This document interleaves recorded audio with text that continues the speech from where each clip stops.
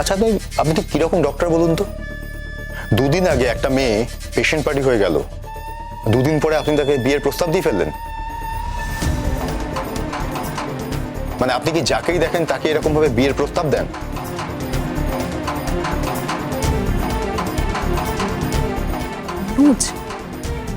কি হচ্ছেটা কি? সব কি বলছো তুমি? অনুজ, তুমি আমার ছেলেকে একটু ভুল বুঝছো বাবা। আমার ছেলে কোনো মেয়ের দিকে তাকানো তো দূর, কোনো মেয়ের দিকে তাকিয়ে কথা পর্যন্ত বলতে পারতো না।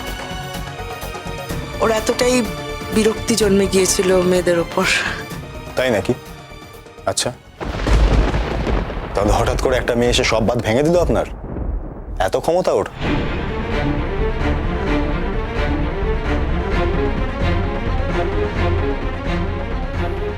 ক্ষমতা না, হ্যাঁ, ও ব্যাপারটা বোধহয় আপনি খুব একটা বুঝতে পারেননি। সেটা আপনার ব্যর্থতা। আমি বুঝতে পেরেছি, সেটা আমার সাফল্য। হ্যাঁ, মেয়েটার এতটাই ক্ষমতা যে সে একজন মরা মানুষকে বাঁচিয়ে তুলতে পারে। তার প্রমাণ আপনি নিজে। আর মেয়েটার এতটাই ক্ষমতা যে সে একজন জীবন বিমুখ সন্ন্যাসীকে জীবনে ফেরাতে পারে। সে আমি।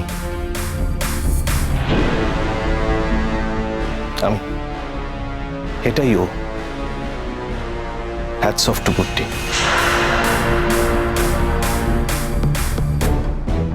জীবনে যদি কাউকে বিয়ে করতে হয় তাহলে আমি ওকেই করবো, নচেত আর কাউকে নয়।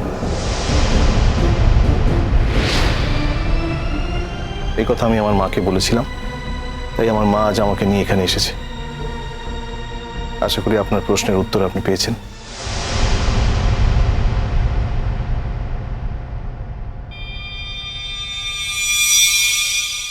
ও আজকে যে কার মুখ দেখে ঘুম থেকে উঠেছিলাম।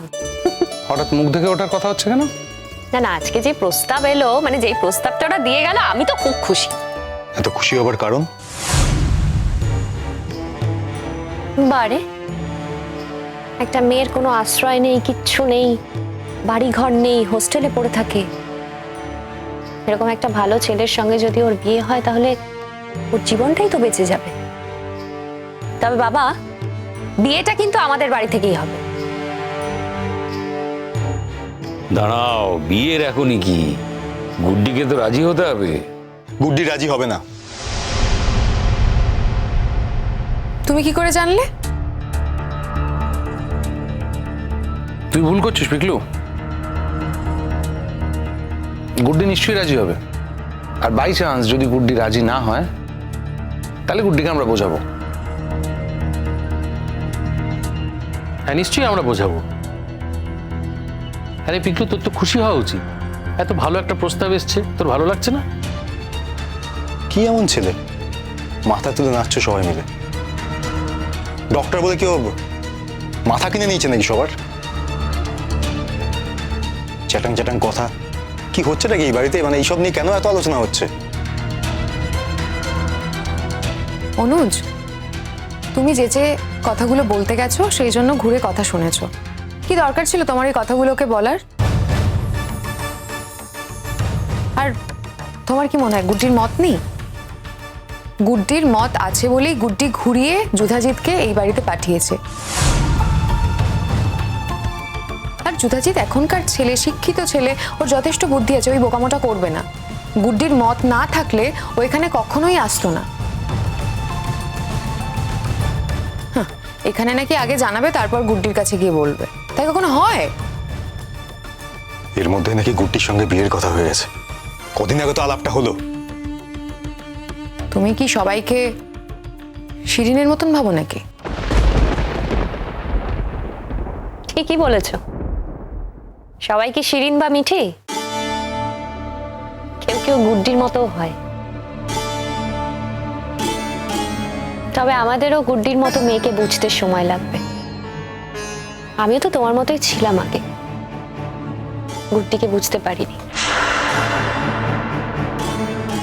কম খারাপ ব্যবহার তো করিনি ওর সঙ্গে। এখন বুঝতে পারি, যতই ওকে বোন বলে ভাবি না কেন, বোনের ওপর সত্যিকারের যে অধিকার থাকে সেটা তো আমি প্রয়োগ করতে পারছি না। এখন এখন তাই অপরাধ বোধে ভুগছি। দেখো, আমি তো চাইলেও আমার শ্বশুর বাড়িতে এনে ওকে রাখতে পারবো না, তাই না? তখন নানান রকম কথা হবে।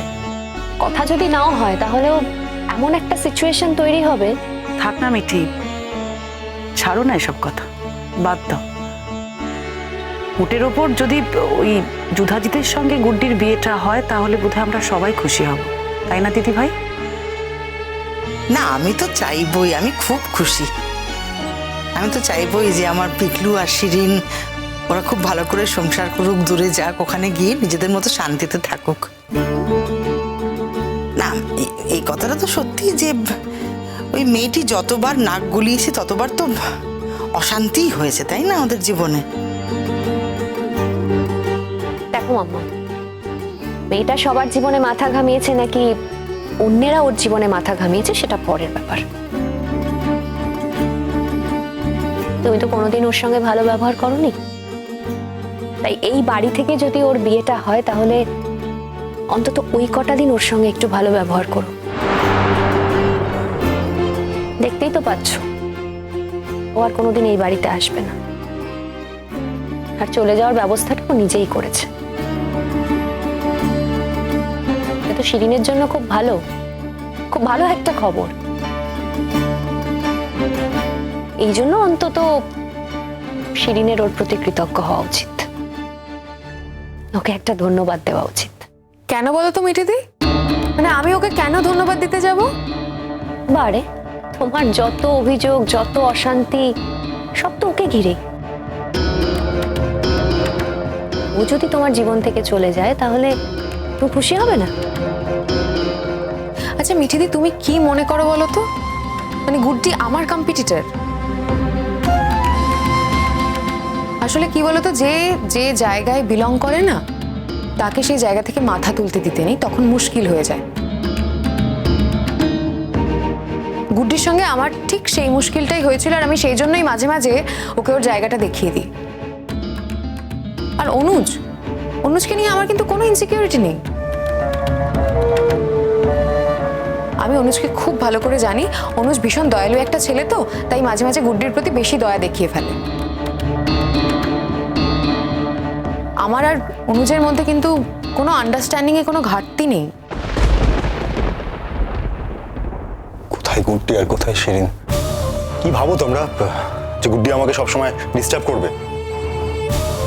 মানে এই ভাবনাগুলো কেন তোমাদের মাথায় বারবার আসে আমি তো সিরিয়াসলি কিছু বুঝতে পারি না। তুই বিয়ে নিয়ে সব মাতামাতি শুরু করেছে। বাহ, চমৎকার, এটা দারুণ বললি। কিন্তু না, আমি একটা জিনিস বুঝতে পারি না পিকলু, সেটা হচ্ছে আমরা যা বলছি তার তো কোনো মূল্যই নেই তোর কাছে। তুই যা ভাবছিস, তুই যা বলছিস, তুই যা মনে করছিস, শুধু সেটারই গুরুত্ব। বেশ, সেটা আমরা না হয় মেনে নিলাম, কিন্তু একটা কথা তোকে বলে রাখি, গুড্ডিকে না তুই দয়ার পাত্রী হিসেবে দেখিস না। মানে এই যে একটু আগে শিরিন বললো তুই নাকি দয়া করিস গুড্ডিকে, অনুগ্রহ করে আজকের পরে গুড্ডিকে অন্তত আর কোনোদিন দয়া করিস না। গুড্ডিকে দয়া করার মতো অনেক মানুষ এই পৃথিবীতে আছে, তোর দয়া গুড্ডির অন্তত কোনো দরকার নেই।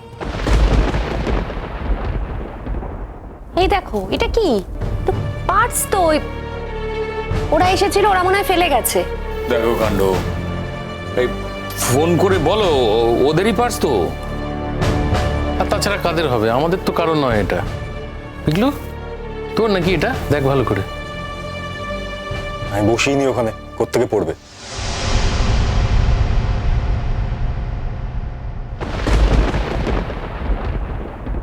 এটা কার ছবি? দাও তো দেখি।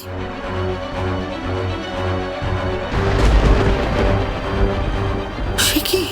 আমাদের চেনাশোনা কেউ? তোমার শর্তে যদি আমি রাজি হই তাহলে তুমি আসবে। শর্ত ভাঙলে আমি সেদিনই চলে আসবো, আর কোনোদিনও দেখা হবে না আমাদের।